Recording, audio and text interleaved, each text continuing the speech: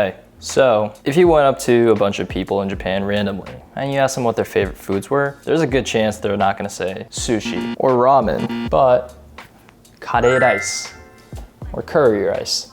And that makes sense. It's insanely popular. There are fast food chains only serving curry. A lot of people grew up with it, and it's even considered one of the national foods of Japan, if not the national food. And part of the reason of why that is because it's so easy to make. You go to any grocery store and you pick up this. Not this per se, because this is from Japan, but S&B Golden Curry or any other curry block. And these make the whole cooking process super simple and foolproof. This is a staple in my pantry and was a staple for me growing up. And like I said, I got this one in Japan, but these curry blocks have even made it to American stores. Like, they sell them at Target. So when you're feeling like you need a little pick-me-up or a little hearty meal in the middle of the winter, or it's a Tuesday night and you gotta make dinner for your friends that are coming over in 1 hour, this is what you make. Also, at the end, I have ideas of what to do with your leftover curry, if you have any. You should, but we'll see. Before we get started though, let's talk a little bit about what Japanese curry is and how it differs from other curries of the world. In comparison to, let's say, Indian curry or Thai curry, Japanese curry is much sweeter, less spicy, and thicker. Some common ingredients in Japanese curry include carrots, potatoes, and onions with some kind of meat. Pork and beef are kind of popular. And it's been said to originate from the British Navy bringing over Indian curry to Japan in the 19th century, and then the Japanese took it and made it their own. Now that we got some context, let's get cooking. For around 4 servings, we're gonna need 2 carrots, 1 medium onion, 2 medium potatoes, there are 3 here, but you only need 2, and 0.5 pounds of the meat of your choice. I'm using thick sliced pork belly. And of course, the curry blocks. For around 4 servings, we're gonna use half the box. And I suggest making multiple servings of this because it's super easy to scale up, and there are a lot of things that you can do with the leftovers while switching it up. Let's start off with prepping the veggies. Chop off the ends of the carrots, and then peel the skin. I got this small plastic peeler from Daiso and it's actually so easy to use, so highly recommend. But yeah, peel the skin of the carrots. Peel the skin of the potatoes as well. You don't want any of that in your final dish. And lastly, the onion. Chop it lengthwise from the head to the butt and then chop them both off on both halves. Then peel the skin. I like to cut little slits in each half to make it easier to peel, but you do you. Okay, back to the carrots. We're gonna want chunks. So what I do is slice about 1 inch from the edge on a diagonal, then take the carrot and rotate it 90 degrees so that my next slice is not parallel to my previous one. So here's a side view. Chop to get this chunk that looks like a trapezoid from the side. Rotate, slice, rotate, and repeat. I like these chunks more than just coins or cylinders because of the chunky appearance in the final dish. Again, you do you. Now set those off to the side. For the potatoes, slice them lengthwise and then lengthwise again if it's big enough. Then dice them horizontally to get chunks that are similar in size to the carrots. They will shrink a little bit as they cook. If they're too big, I just dice them individually. Repeat for the other potato, long slice, then short slice. And then this is me taking back the third potato because I realized there was too much potato. Then we take our onion halves. For these, slice them in half horizontally, then a couple vertical slices on a bias to get even shapes. Now these can be super rough. They're going to break apart anyways as you cook, but you want them to have a presence in the final dish. And if it's too small, they might dissolve. For the meat, depends on what kind of meat you're using. The general rule of thumb is that you want your meat chunks to be of a similar size to your carrots and potatoes. So I just chop these thick slices into thirds and call it a day. Now, let's cook.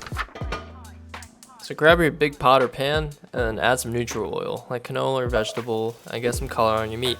You can use olive oil, but that'll give it more of a European or South American flavor. There's no need to cook the meat all the way because it's going to simmer for a bit later, so high heat for now for your meat to develop some of the minor browning and the extra flavor. Again, don't worry about cooking it all the way through, and this should only take about 5 minutes. Then take it out and swap it with the vegetables on medium to high heat while leaving all the fat. Again, get some color on these, around 5 minutes. If you're using a small pot, it might be hard to cook all the veggies evenly, so I recommend using a bigger pot if you have one. Note: there is no need to salt your protein or your veggies. The curry blocks will add enough saltiness at the end. Once the onions start becoming translucent and you can see the edges of the potatoes getting clearer, add about 700 milliliters of water and then add back your protein. Make sure all of your ingredients are submerged so that they can cook evenly. Optionally, you can use a wooden spoon to scrape all the brown meat and vegetable bits off the bottom of the pan and mix that in for even more flavor. Add a lid, bring it to a boil, then lower to a simmer and let it go for around 20 minutes. And while that's going, you can prep your rice. In my case, I'm using an Instant Pot. I should really just get like an actual rice cooker, but haven't gotten around to it. To make sure the veggies are cooked, I like to poke them with a chopstick. If it goes in smoothly, you're good to go. If not, give it a little bit more time. Once your veggies are good, turn off the heat. This is when these boys come in. Again, we're using half the box. The blocks come in this little package. Break them apart while they're still in there so that they dissolve more quickly. These blocks are called a roux in Japan, and it is pretty much that. A blend of butter, flour with a bunch of spices, sugar, salt, and all the other good stuff. With this, you can make a pretty decent curry even if you've never had it before. Stir them in, one at a time, making sure each one is fully incorporated and dissolved before adding the next. You don't want to end up with a clump of saltiness in your bowl. Make sure the heat is off so you can accurately gauge how thick your curry is getting. And then make sure to taste.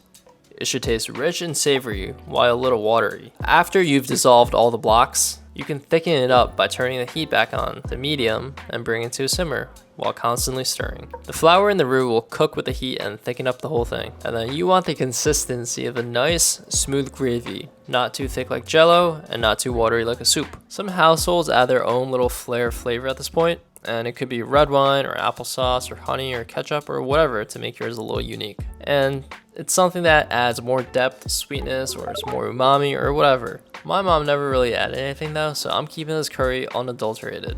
If you grew up eating this, let me know if you put anything in, and then if so, what you put in down in the comments. I'm curious. Get yourself some freshly cooked hot rice in a bowl or a big plate and pour the curry all over that. Add some Japanese pickles or fukuchinsuke and you're in business. And there you go, a homemade, authentic Japanese curry rice. All right, let's eat. Itadakimasu.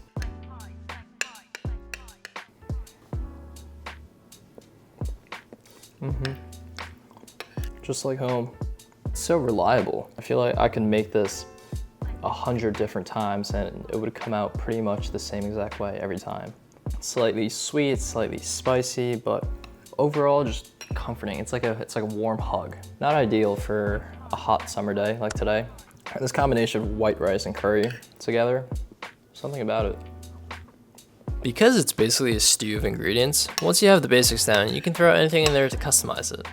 You want to make a vegetarian? Just take out the meat and add some broccolis or peas. Trying to bulk up? Skip the potatoes and add more chicken breast. It's easily customizable. I've fed many with this curry. Coworkers, friends. I guess that's it, actually. But you get the deal. So I've fed a bunch of people, and I have yet to run into one hater, one single hater.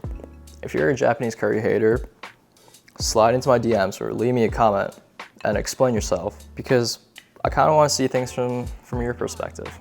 Like, who hurt you? So let's say you finished eating your bowl, but you have all this curry left over. What to do? Don't you worry, baby. I got you covered. Option 1, curry udon. This is my favorite way to have leftover curry. Now, what I'm making here is a cold noodle version because it's like the middle of the summer, but bear with me. You can also make a hot version if you're feeling more brothy or soupy. You're gonna need some cucumbers, scallions, mentsuyu base, which is like udon soba broth base, some udon.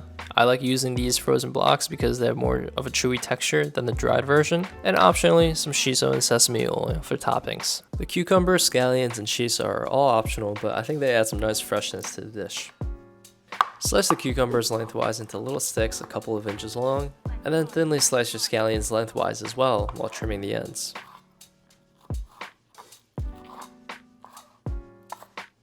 Set to the side and we'll use these later.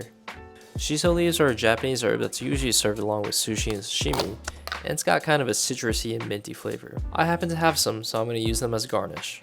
Prep your pots. You're going to need one to boil the udon and one to prep the broth.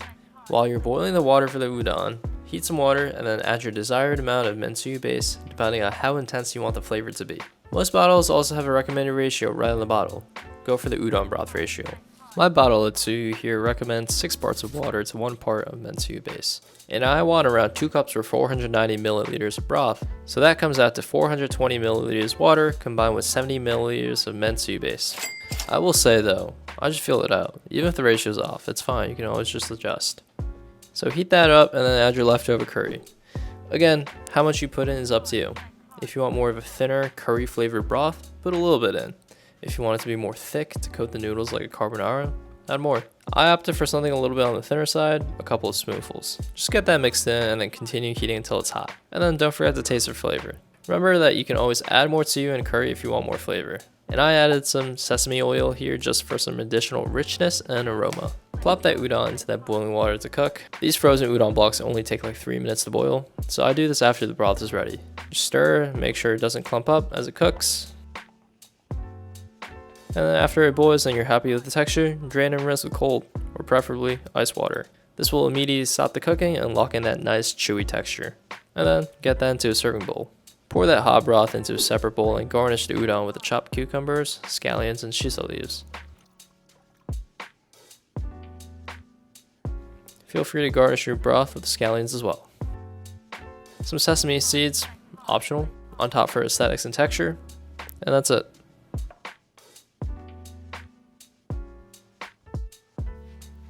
Curry udon. You can also make this into a hot bowl of udon where you just have everything combined in one hot bowl.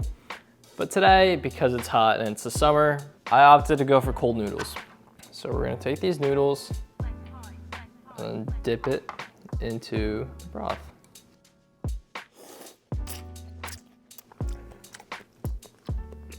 Super quick lunch or dinner, depending on when you want to eat this. It's easy and it's refreshing. Yeah, it's currently 10:20 p.m., but this came together in, what, less than 20 minutes? All you have to do is just boil the udon and then make the broth. The ratio for this is whatever, it's to preference. We'll just dump everything in here. That's option 1. Let me show you option 2.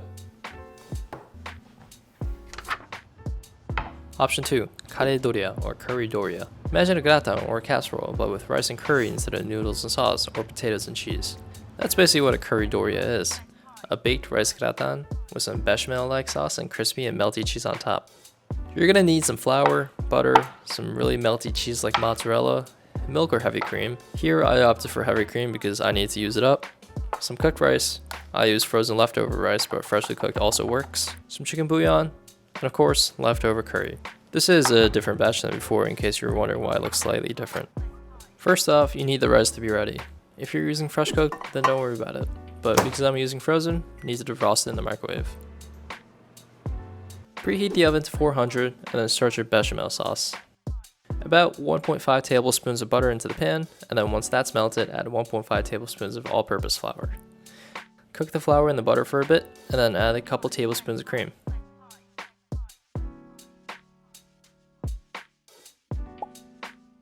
If it's still looking too clumpy and you don't want to add more fat, just add some water to thin it out. Just keep stirring constantly and cooking until you get it all smooth. Season to taste with salt and black pepper, and then add your bouillon. This bechamel shouldn't be seasoned enough where you can eat it on your own, but seasoned enough to the point where you can notice it's there. Hope that makes sense. But yeah, mix that all up and then add your cooked rice and get it all incorporated and homogeneous. At this point, I realized I had way too much bechamel sauce for this amount of rice, so I added some more. And all you have to do now is assemble it and bake it. Get yourself some oven-safe dishes and then add the bechamel rice on the bottom.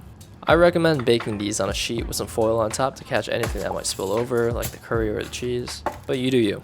So after adding the rice, just add some heaping spoonfuls of your leftover curry, and then make sure the rice is all covered. Then add some melty cheese. This is when having it on a sheet with some foil is useful because the cheese might fall off, and if you have the foil on, cleaning up is faster. And that's it, just bake it. Pop into the preheated 400-degree oven for around 15 minutes, and just keep an eye on it to make sure it doesn't burn. After 15 minutes, everything should be heated up and the cheese should be all melted. If you got a flamethrower or some sort of torch nearby, you can torch the top to get some nice color. Otherwise, just turn the broiler on and get it back in there for like 5 minutes to get some nice color on the cheese. Do keep an eye on it though, because there's actually a risk of it burning. This thing is like molten lava. Like, look at how it's bubbling. Just a bit of parsley on top for color. That's it. A second way to repurpose your curry leftovers, this time with some buttery rice and melty cheese. Let's see how it tastes.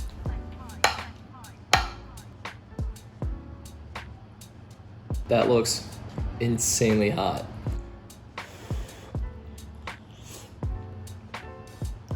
The rice is nice and creamy because we used the butter and the cream to really mellow it out. It really serves as this nice base layer that everything else is built on top of, and it gives it a whole different eating experience than just plain rice. And the curry is curry, obviously it's very good.